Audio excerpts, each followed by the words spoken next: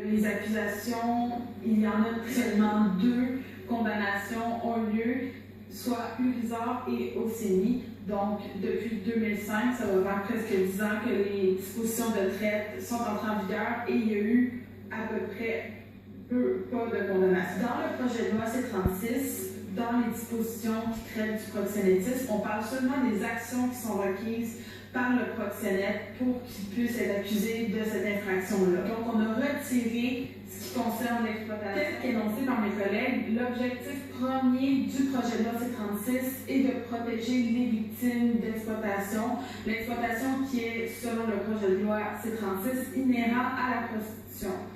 Or, encore une fois, on enlève les dispositions concernant l'exploitation dans le projet de loi C-36 et on omet de le définir. Et comme il a été démontré dans les diverses dispositions sur la traite, il y a un grand manque de compréhension et de clarté dans la norme juridique du fait que le concept qu'on vise à protéger n'est pas défini.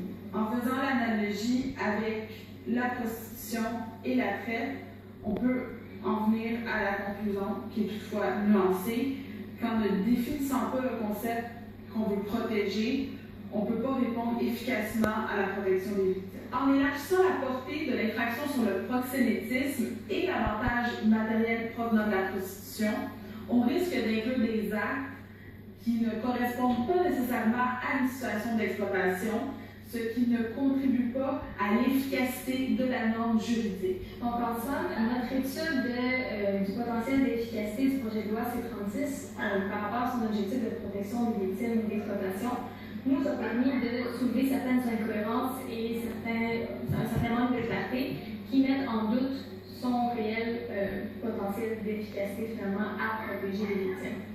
Par contre, comme on l'a dit dès le début, on a limité notre étude à cet objectif de protection.